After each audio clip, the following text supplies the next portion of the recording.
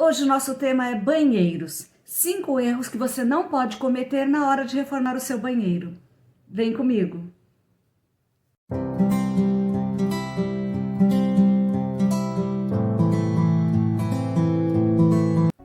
O erro número 1 é não respeitar as medidas mínimas para a ergonomia dentro do banheiro, tanto de largura quanto de comprimento. E eu vou começar pelas medidas mágicas de comprimento. O ideal mínimo é 80, 80, 80. 80 centímetros para a bancada, 80 centímetros para a área da bacia e 80 centímetros para a área do box, o que totaliza 2,40. Se você estiver construindo e está economizando nas medidas do banheiro, saiba que essa é a medida mínima do comprimento. E na largura, no mínimo 1,20, 60 para a bacia e 60 de circulação. Mas eu acho mais interessante ampliar um pouquinho para 1,30, 1,35 e daí para mais se você quiser. 70 é aceitável? É. Tem gente que vai 70 para box, 70 para bacia, 70 para a bancada. Mas eu já acho que daí começa a ficar um pouco apertado. E mais reduzido do que isso, fica apertado mesmo. Então, se você está reformando, tente equilibrar essas medidas. E se você já está com o ambiente pronto, não tem como mudar essas medidas, caso de apartamento, por exemplo, ou de alguma casa que você esteja apenas reformando, tente equilibrar mudando a posição do box, da bacia. Agora, a minha sugestão é que tudo comece por um projeto. Então, uma pessoa especializada vai saber como fazer esse novo layout para que você possa ter melhor aproveitamento dos espaços. Então, pense bem nisso. Primeiro erro é não respeitar as medidas mínimas. O segundo erro é não saber escolher adequadamente os revestimentos. Banheiro é considerado uma área molhada, precisa de uma BI, ou seja, uma barra de impermeabilização. Esse termo é antigo na arquitetura e a gente usa até hoje. Então eu vou mostrar para vocês duas grandes possibilidades. A primeira é o porcelanato e a cerâmica. A cerâmica é mais tradicional e essa aqui inclusive é uma releitura do antigo 15 por 15. Eu já fiz um vídeo sobre isso e vou deixar aqui um card. Olha só.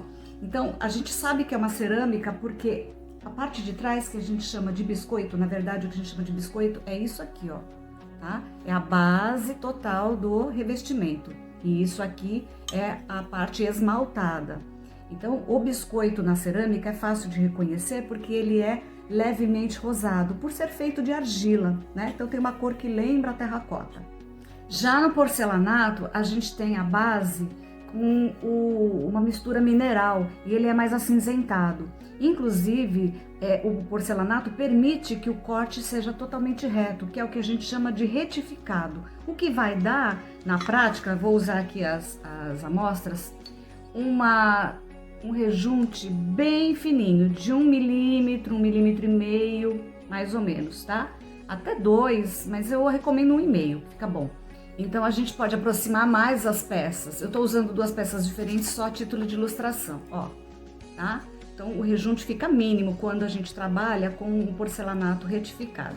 Já a cerâmica tem um acabamento que é boleado, é arredondado, olha, arredondado. Isso significa que o rejunte vai ter que ser um pouquinho mais grosso. Então ele vai para 3 milímetros, 4 mais ou menos, tá?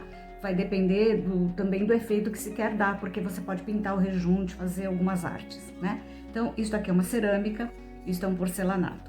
Segundo erro com relação às escolhas, você não pode colocar no piso porcelanato brilhante, ó, tá vendo, ó? Que a gente chama de polido, e nem cerâmica brilhante. Normalmente, para piso, eu recomendo algo sem brilho e que tenha atrito, que é para as pessoas não escorregarem, tá? Então, ele vai ser levemente áspero. Então tem um grau de aspereza que o fabricante informa, tá bom? Diferente do polido. Olha, ele até brilha e ele é mais escorregadio. Então este aqui eu sugiro para paredes e assim, com um certo grau de atrito, para o piso. O erro número 3 é não saber escolher a madeira adequada para a área interna de banheiros. Eu geralmente sugiro para os meus clientes trabalharem com compensado ou com o MDF verde, que também é conhecido no mercado como RU, resistente à umidade, ou MDF Ultra. Esse MDF ele é verde mesmo, a cor dele é verde. e ele vai ter maior resistência à água, porque tanto o MDF quanto o MDP ou o aglomerado, eles incham na hora que recebem umidade. A madeira chamada compensada, eu vou deixar uma imagem para vocês verem, ela é a mais resistente à água. Uma vez eu deixei por um ano um pedacinho de compensado ao relento no quintal da minha casa e foi de propósito, gente. Ao término de 12 meses, ele estava todo embolorado, mas não estava descolado. Ou seja, ele tem muita resistência à água. Não aos fungos, mas à água, à umidade, para não abrir, para não descolar as lâminas. Se não tiver jeito e você tiver que fazer com uma empresa toda a sua marcenaria e você vai trabalhar com a loja de planejados, você vai pedir uma fitagem em todas as peças, que é o seguinte: isso aqui é uma amostra de MDF de um fabricante de chapas com o acabamento já, tá?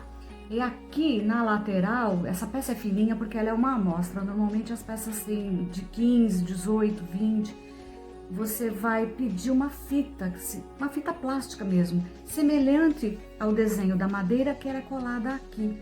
E aí isso a gente chama de fitagem. Você vai pedir para fazerem fitagem em todas as chapas, todas, para que não penetre umidade, inclusive pelas laterais. Principalmente quando você tem a seguinte situação. Imagine que isso aqui é a bancada do seu banheiro, tá? Em porcelanato, enfim. Aí você tem, o armário vem aqui embaixo, certo? O que muitas vezes acontece? Escorre a água da peça aqui de cima, ela vem escorrendo e atinge o armário. Se essa parte de cima que está encostada na pedra, que a gente geralmente não vê, não for devidamente fitada, a umidade vai penetrar aqui e vai causar o inchamento da peça. Se for MDF ou MDP, incha do mesmo jeito.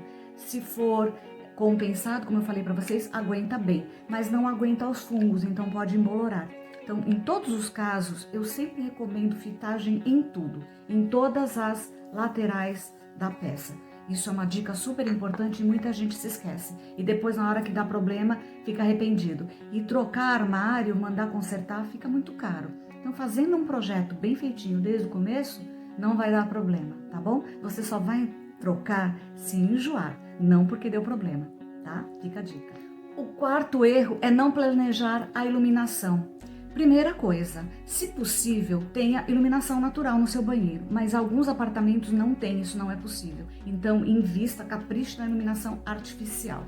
E não é só aquele ponto central que se fazia antigamente que é suficiente. E mesmo os pontos próximos à bancada, nem sempre eles também ajudam. Se a luz vier de cima, sabe aqueles spots embutidos que jogam a luz para baixo? Jogam a luz rasante também no nosso rosto, fazendo com que todas as nossas imperfeições fiquem destacadas. Ajuda a prejudicar a nossa maquiagem e não é bom para quem faz a barba, não dá para enxergar direito, porque faz muita sombra, gera muita sombra do nosso próprio rosto, nessa parte inferior da nossa face. Então, eu sugiro que a iluminação para esse fim, maquiagem ou fazer a barba, venha das laterais. Então, as arandelas têm que ficar mais ou menos na posição da altura do rosto. Aí você vai falar, ah, mas meu marido é alto, eu nem tanto, sempre tem diferença de estatura. Coloque medianamente, né? Se você vai fazer um banheiro para você e seu marido, ou seu marido e sua esposa, enfim. Se você vai fazer um banheiro para duas pessoas que têm alturas diferentes, tente buscar uma média para que a luz venha para todos os lados. A luz vai se espalhar para todos os lados e ela vai vir de um lado e do outro e vai atingir o seu rosto, criando uma sobreposição de halos. Eu não vou explicar como acontece isso, porque isso é uma questão muito técnica, mas esse fato acontece e aí sim você tem uma iluminação mais equilibrada. E tem também a questão da escolha da temperatura de cor. Tem muita gente que acha que luz branca ilumina mais. Isso é um erro, isso é um engano. O que ilumina mais é lâmpada mais potente. Então pode ser branca ou pode ser amarela. Se ela for mais potente, ela vai iluminar mais. A diferença aí é temperatura de cor. Existe a temperatura de cor que é bem mais amarelada, que é 2700 Kelvin, que é a mais amarelada que a gente tem, e tem aquelas que são muito, muito brancas, quase azuladas, que tem a denominação de 6000 Kelvin. Geralmente para banheiro eu indico entre 3000 e 4000 Kelvin. Ela é uma branca neutra. Então a de 4000 Kelvin, que é a branca neutra, que se aproxima um pouco da luz do dia, um segredo, gente, uma dica: nada, nenhuma lâmpada artificial imita a luz do dia, a luz do sol. Isso é ilusão. Existe uma aproximação, mas não a realidade, tá? Então, voltando aqui, a de 4000 Kelvin é a mais neutra. A de 3000 é levemente amarelada, mas ainda é bastante parecida com a neutra. Elas estão na característica da branca neutra. É o que eu sugiro geralmente para banheiro. Agora, se você vai colocar um pendente decorativo, pode colocar aí uma lâmpada um pouquinho mais quente, de 2700 Kelvin, aquelas lâmpadas tipo filamento que hoje em dia são todas de LED, só para dar um climinha, para dar um charme no banheiro. Nada mais do que isso, tá?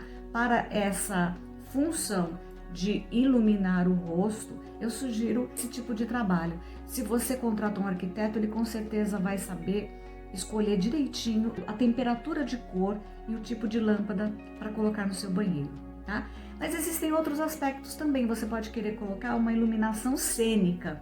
São aqueles efeitos criados com as luzes embutidas, indiretas. Você pode fazer sanca embutida no teto, você pode fazer nicho iluminado.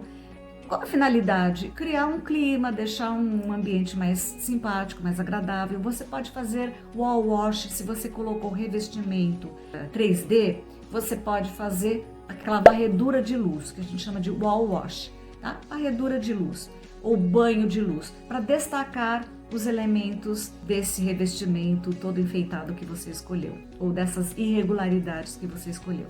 Ou seja, você usa iluminações para criar efeitos decorativos. É o que a gente chama de light design. Retomando, você tem que criar uma iluminação eficiente e também, se você desejar, uma iluminação decorativa. Fica lindo, eu tenho certeza. E nunca se esqueça de colocar uma iluminação especial para o box. Às vezes as pessoas esquecem disso, fazem a iluminação geral, fazem a decorativa, mas dentro do box não fica devidamente iluminado. Então planeje também a iluminação no ponto do box. Não precisa muita coisa não, um ponto já é o suficiente, tá? Então não se esqueça disso. O box também merece o nosso cuidado. Na hora que a gente vai tomar banho, a gente merece estar bem iluminado também. O quinto e último erro que eu vou apontar aqui tem a ver com a última coisa que a gente põe no banheiro, que são os acessórios.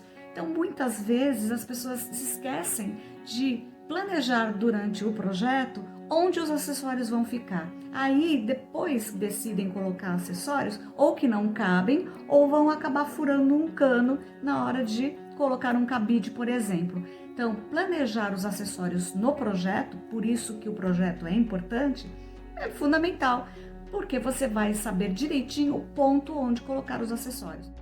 Hoje em dia existe também algo que eu acho fantástico, especialmente para banheiros que não têm ventilação natural. Muitos em apartamentos não tem, como eu acabei de falar na questão da iluminação. Só tem o VentoKit. E aí o que você vai fazer? Eu dou uma dica super interessante, que é o toalheiro elétrico, o toalheiro que aquece. Facilita muito a vida da gente, principalmente para quem está em apartamento. Mas, se você vai adotar o toalheiro elétrico, tem que prever um ponto de tomada. Se você gostou deste vídeo, curta, compartilhe, divulgue entre os amigos. Vamos ajudar o canal a crescer para eu trazer sempre novidades e dicas valiosíssimas para vocês. Grande beijo e tudo de bom. Até a próxima!